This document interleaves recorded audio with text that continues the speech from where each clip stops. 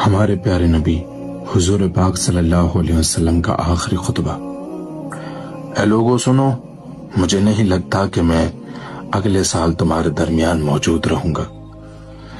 میری باتوں کو بہت غور سے سنو اور ان کو ان لوگوں تک پہنچاؤ جو یہاں نہیں پہنچ سکے۔ کسی کو تنگ نہ کرو، کسی کا نقصان نہ کرو، تاکہ تم بھی محفوظ رہو۔ یاد رکھو تمہیں اللہ سے ملنا ہے، اور اللہ تعالیٰ تم سے تمہارے اعمال کے بارے میں سوال کرے گا۔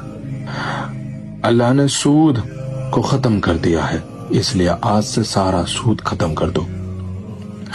تم عورتوں پر حق رکھتے ہو اور وہ بھی تم پر حق رکھتی ہیں۔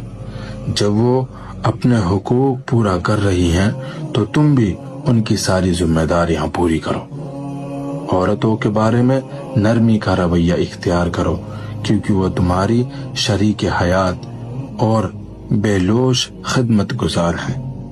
ابھی زنا کے قریب مت جانا۔ لوگو میری بات غور سے سنو، صرف اللہ کی عبادت کرو، 5 فرض نمازیں پوری کرو، رمضان کے روزے رکھو، زکوٰۃ ادا کرتے رہو، اگر استطاعت ہو تو حج کرو۔ ہر مسلمان دوسرے مسلمان کا بھائی ہے۔ تم سب اللہ کی نظر میں برابر ہو، برتری صرف تقوی کی وجہ سے ہے۔ یاد رکھو تم سب کو ایک دن اللہ کے سامنے اپنے اعمال کا جواب دہی کے لیے حاضر ہونا ہے۔